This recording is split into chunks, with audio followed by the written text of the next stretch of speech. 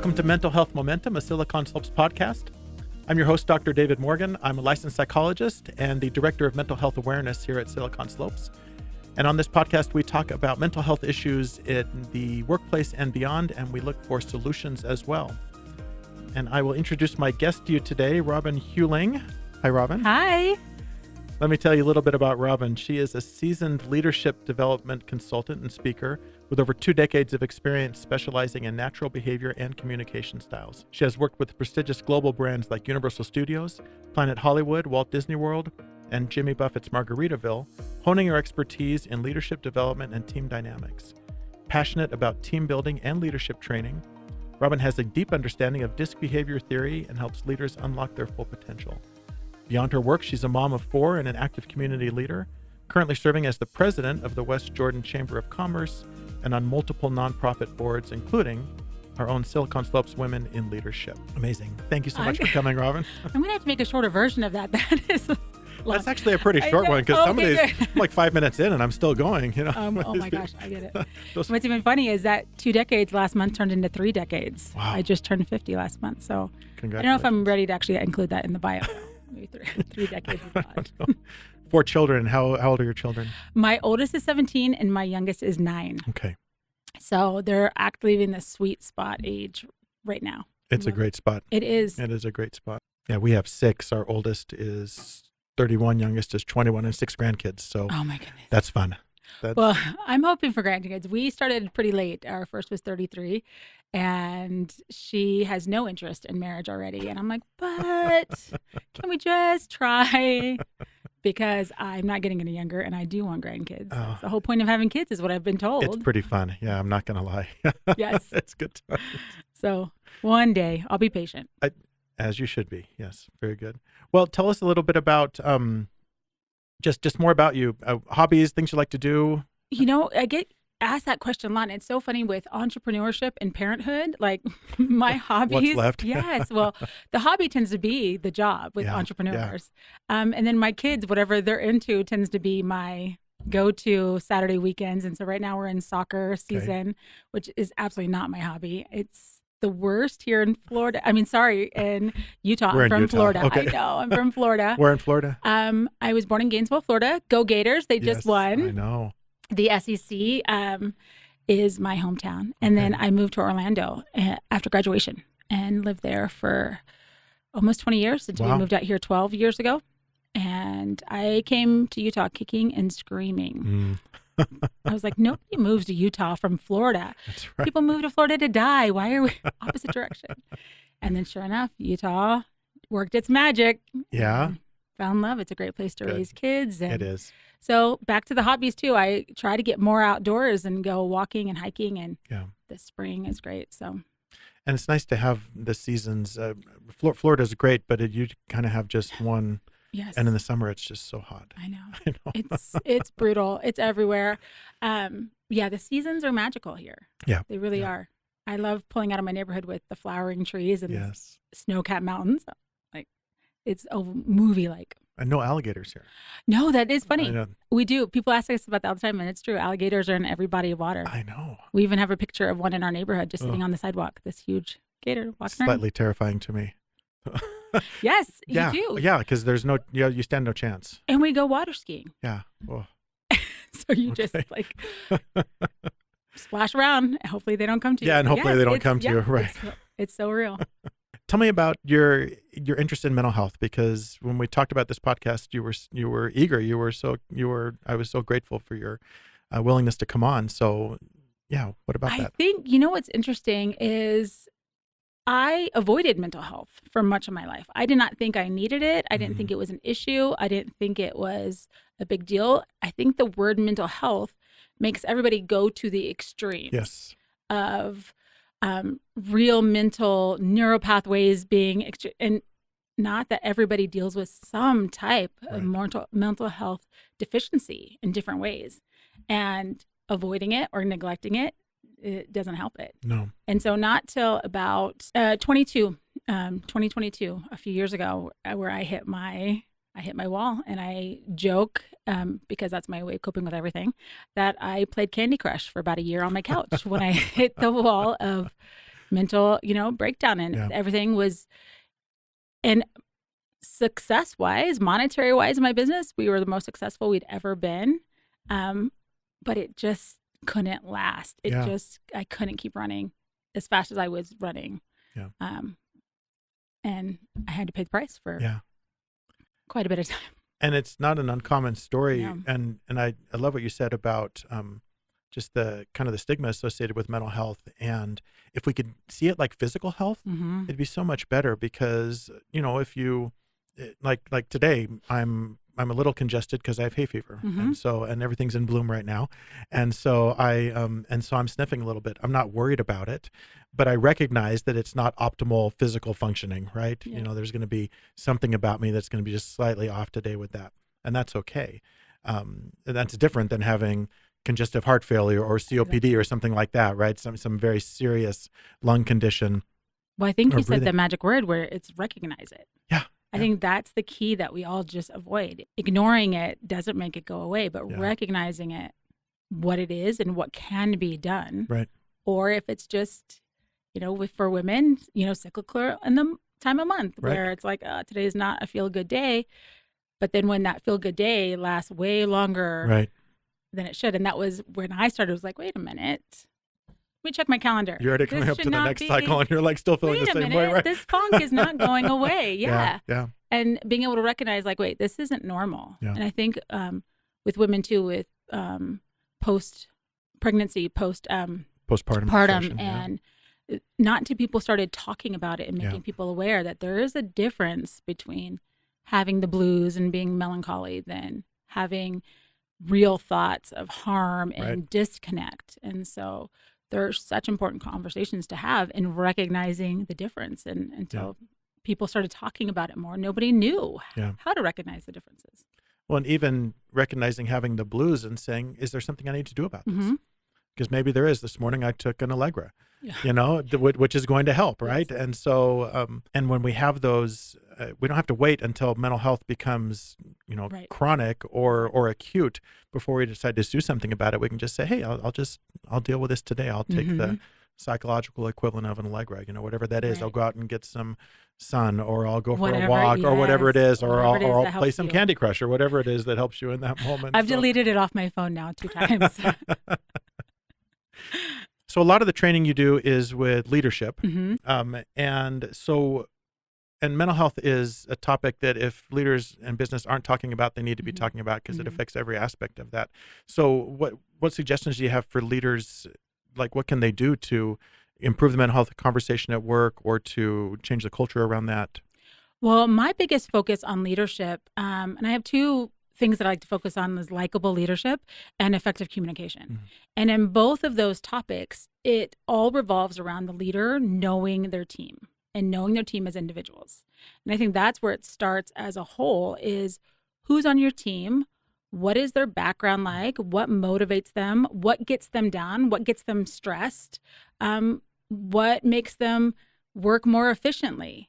And just having those conversations and getting to know them and knowing that it's your responsibility as a leader to do that, and not wait for them to come to you, and being the safe person of saying, like, we're all human and we're all different. Let me know how to best lead you.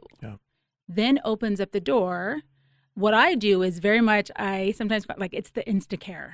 Like, I come in before you need to go to the doctors and the surgery. It's just, let's check in and see, like, will this work? Do I understand you don't like meeting deadlines that you haven't been given enough ample time to meet? Well, I can fix that if that's going to stress you out. But so many leaders just think that everybody behaves and acts the way that they do. Stress is affected the same way by everybody, and that's just not the case. Right. I wonder, surely people can't really believe that. I mean, if you really come down to it, to say everyone's affected the same way, everyone's having the exact same response. I mean, even just to say that, when I heard you say that, I thought, well, that sounds ridiculous. Of course not everyone's going to do it like that. But sometimes these problems, they're just so, they can be so vexing that it's easy to just not think about them and just say, Well, we're not gonna, because how do you dive into that? How do you start to talk about mental health in the workplace? Is that a can of worms? What do we say? How do I do it? Right. Especially if you have a leader who maybe she's never had her own personal experience with that, or she's been pushing it off until her Candy Crush days come, you know? No, it's true. And it's not even knowing that everybody works differently, but you expect everybody to do it your way. Right. So yes, it's stressful. It's stressful for me too, but you just have to get it done. And in some aspects, yeah, that is the priority. But if you're always making people work in their stressful environments, it's not good long term. Yeah. And so it's just about knowing that you're a safe place for everybody to reach their high functioning, highest potential in the ways that they know how to take care of themselves. So if they need to take a 30-minute break, or they can't have back-to-back meetings Right. because they just don't have the capacity for that. Nothing good or bad. It's just their brain doesn't like it. Yeah. And so then they have to suffer. And many of us, we function at our highest in our natural behavior styles. So I do believe we're all born with these natural behavior styles. And it takes the least amount of energy. But we have to adapt to the world around us. And so when we're put in these like adaptive states, it just takes more energy. Not that we can't do it, not that we're not good at it, but it wipes us out. Yeah. And so when we're aware of it, when your supervisors, when your team is aware of it, then at least you have a little bit more to conversate around when you need a little break, or you need to step back, or this is getting serious. Like, you guys know that this doesn't normally bother me, but I need to step back. Yeah. We talked about this question earlier. In your experience training leaders, is there a difference between the way that men and women approach kind of their organizational styles and mental health, especially? Mm-hmm.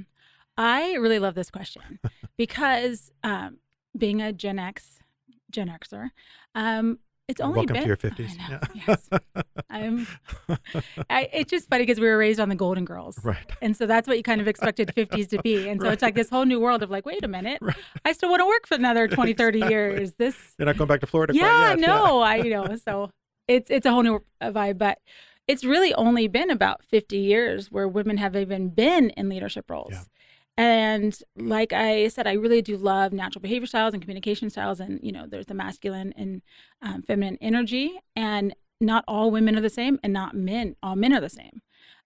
But the environment we've been raised in, or the environment you've been put in, makes things a priority. So women over the last 20, 30 years that have been on the leadership path have taken on a lot more masculine qualities to fight their way to the top. And even myself in the 90s, when I was promoted into leadership roles, my only mentors were men, and men in the 90s. They would never have this conversation. This wasn't a thing.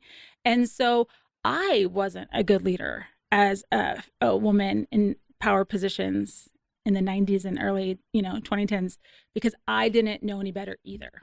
And I think that's kind of the key, is until the conversation within the last, what do you think, 5-10 years? Yeah. I mean, COVID really shone a light on it, but it was starting to kind of cook before that. Yeah, where people really did care about emotional well-being. Yes. Yeah. That was a thing. Emotional intelligence became a thing. So it really was just a environmental factor, I think, that most leaders weren't thinking about it. Yeah.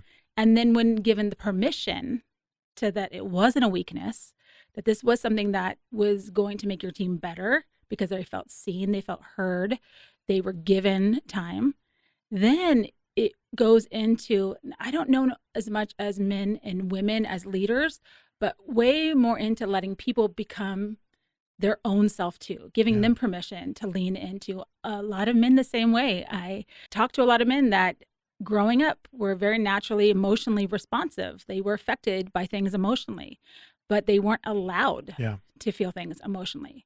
So their behavior took a turn to a different way. And so now it's giving them more permission to say, hey, wait, I feel that too. Yeah. I get that. I understand. They get to be more empathetic, and it's okay. So I think it's a kind of a gift for everybody, but we're still in that learning curve of what does that mean? And I don't want to show weakness and vulnerability, but it's not a weakness or vulnerability. Right. And I have more examples to look up to and see other leaders. So it really depends on who you see as a mentor, who is in your world, to whether or not it becomes a priority and the kind of leader you want to be. Yeah. I love the idea of women being able to lead out in this, Mm-hmm. and to achieve all the success that men have traditionally Mm-hmm. achieved, but to do it without the same kind of attitudes, those more traditional attitudes and stuff. And so that way people can say, oh, wait, look, Mm-hmm. you can be as successful as anyone else in the Mm-hmm. world and have a different approach. And Yes, instead of this idea that that it has to be just one approach exactly. that will get there. And obviously there's different approaches, but yeah, people got kind of locked into that certain ideal. And I love that women are probably, I don't know, maybe breaking that mold a little bit. Because men aren't going to break the mold. We Yeah. made the mold. We are the mold. And so we need someone else to I break think it, that's you true, but know? I think men are realizing that that mold was unhealthy too. Right. I mean, like Simon Sinek is one of my favorite thought leaders, and it's more men like that to say, I am comfortable, I am successful, and I care about how everybody else feels. And so when more men see that as a Yeah. possibility, um, it's interesting. One business owner that I was working with, we do an analysis on your DISC is I go to Yeah. like what your natural behavior style is. And he tested into the assertive dominant pattern. And then sitting down and talking to him, he asked me this question about, okay, well, if I have to fire them, how can I do it in a way that they'll still like me? Hmm. And instantly I was like, well, that was red flags for me because that is not a dominant Right. behavior Yeah. style. And so being able to talk to him a little bit more and ask more questions, it was like, I don't want to say life changing, that was a bit much, but it was so good for him to It realize was informative to that him. Yeah. exactly of, wait a minute, I play this role because I have to, because I Right. am the boss, but I am naturally somebody who is feeling and empathetic. I just never got to be that way. Yeah. Yeah. So now what do I want to do with it is his decision, but it's just super interesting on the way people want to exert their natural behavior styles or Yeah. Yeah. how That's, they influence those around them. Same thing with women too. Like women in my generation, when you're younger and you're dominant and loud and you're bossy, it's not celebrated. You're no. told to be meek and mild and, so then you end up rebelling and Right. being aggressive. Unless you want to be successful in the corporate world, and then you have to be Right. all those. I mean, Right. it's. You've seen the Barbie movie? Oh, of course. It's the best. Of course. And that amazing soliloquy that is her name? America. America has. Mhm. Oh, it's so good. Just and it perfectly encapsulates all of the, not all of them, but many of the challenges that women The have faced, pressures, yes. and the pressures, and kind of the conflicting messages and Mhm. stuff. And I hope that we are rapidly getting to the point where we can just kind of leave that stuff back in the 90s and 70s where it belongs, Yes. and just become more, I don't know. Well, just human expectations too, because we Yes. talk about, I do work with a lot of men in leadership roles. And one of the things we talk about a lot is imposter syndrome. Yeah. And they don't even know the word. They have no idea that they've been suffering with this because of their behaviors of taking on more responsibility than they should, saying yes to more projects, not delegating things, not meeting deadlines because they don't want to ask for help, but they don't have a term for it. They don't know what is Yeah. causing it. So hopefully men see the Barbie movie and realize, wait a minute, we have to do that for each other too, Yes. because social media, you get mixed depending on who you're listening to. Yeah. It is very divided on what what masculine looks like to this guy and what Right. masculinity looks like to this guy. Very different viewpoints. And so that's not healthy either. Yeah. When there's this whole big opportunity to find yours, Yeah. the way that you want to be, and take good qualities from this side and good qualities from this side. And I mean, that's what I did when I got my assessment. With the DISC assessment, there's the S one, that is the empathetic, the nurturing, caring. My score was abysmal, very low. And same with the data and analyticals, but I hated that was not a skill set of mine. Mhm. I did not like that. And so that was something that I wanted to work on. But I never even knew or recognized that that was something I was lacking. Yeah. But it became of the utmost importance to me to develop those. So they're not natural. I'm not naturally patient, but I practice patience Yeah. because I worked on it.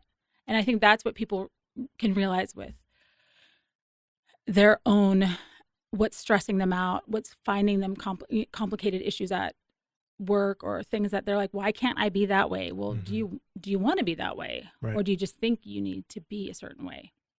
Well, and this idea of things just coming naturally to us, like you Mhm. said, our natural communication styles, our natural behavior styles, that's wonderful. But why should we just be content with what we came with, right? I mean, Right. we should be improving. We should be progressing and becoming different than just with the way we are. Exactly. That's one of the things that is the most challenging for me in mental health is people will come to me and they'll say, well, this is just the way I've always been, you know, or they'll cite, you know, biological factors and they say, well, my dad was depressed and my grandpa was depressed and my great grandpa was depressed. And I say, I get that. And I Yeah. understand that that can be a contributing factor to the way you're thinking and behaving now, but you're not locked into that. Right. You can always do something different. Yep. The problem is it takes a lot more effort to do something different. Exactly. Going against the grain Right. is much more challenging than just going with the flow. And so people will often abandon it after, you know, half-hearted efforts or even hard efforts, but that don't yield immediate results. Oh, yeah. We're just such creatures of immediacy now. Oh, We want yeah. everything right now. You know, I'm like, what do you mean overnight's not available? You know, I want know, I think same day that's only gonna delivery. get You know, worse. I know. drone delivery they're talking about. You know, so Yeah. 2 hours later it's on your doorstep, Mhm. and we can't wait 2 days. I know. I know, and we wonder why our mental health is out I of know. control. 'Cause we're I think, like- yeah, the pendulum swings back and forth. So hopefully we get that middle ground of I hope so. I think it will. it takes Yeah. it takes work for anything that you want. Yeah. You Yeah. know, and that's in general.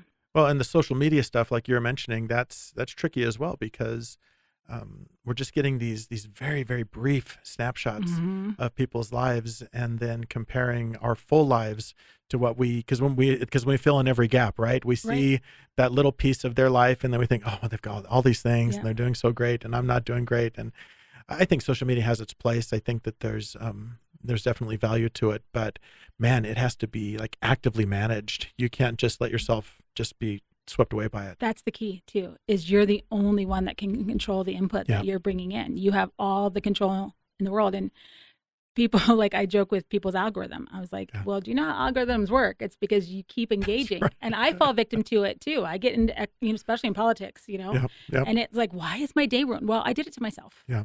And it's amazing when you put it down and just go into the real world and you're like, oh, wait, life is just going on. It Yeah. is what it is. And so I think sometimes we do as humans just become reactive instead of planning out what we want, Yes. why we're on there. Are we there to get laughs? Are we there for advice? Are we there to find makeup? Are we there to find cooking? Right. What will get the most use out of it? Or are you just doom scrolling? Right. And if you're choosing to doom scroll, you need to set a limit. Exactly. There's nothing wrong with being human and just wanting to check out and be mindless. Right. 12 hours later. Mark how you Yeah, felt. Yeah, Yeah. exactly. Yeah. And I always joke with my wife and I say my Instagram is broken because all it's showing me is like funny dog videos. And so I don't know why I is know. that only thing what everyone's posting. But of course, yeah, It's it's literally you get what you're looking yes, for, exactly. which I mean kind of imitates life, right? I mean, you get what you're looking for 100%. anyway, you Yep. know, someone's going to walk out on a beautiful day like today and think something bad about it because Yeah. they're looking for the negative Yep. It's too cold. in it. Yeah, exactly. The wind. Yeah. Yeah, exactly. So yeah, it's always what we're looking for. What do you think? Last question. What do you think about just like stigma with mental health? And I know you've partially answered this earlier, but what do we do about that to decrease this idea that this is a bad thing or this is a out of control thing? More people talking about it. So there's studies all the time about mob mentality where they have a gentleman in an open field dancing at a concert by himself. And he's dancing by himself for a really long time until somebody else comes to help. And then there's two people.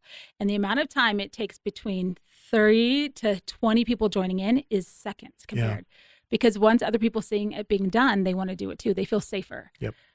Humans just fall into mob mentality very easy. And it can be a good thing if you're using it for good and realize it. So you don't give up if you're the one at work talking about it. You don't give up on trying things, of having conversations, because it is a snowball effect. Once people realize and talk, like we talk about that in work, what are people talking about at the water cooler? Yeah. Are they being able to give suggestions? Are you being able to say, hey, we went to marriage therapy and it worked? Or I just got to talk to my therapist about this problem and I couldn't believe how easy it was fixed. Yeah. Yeah. And some things are easily fixed Yep. with just a third party involvement.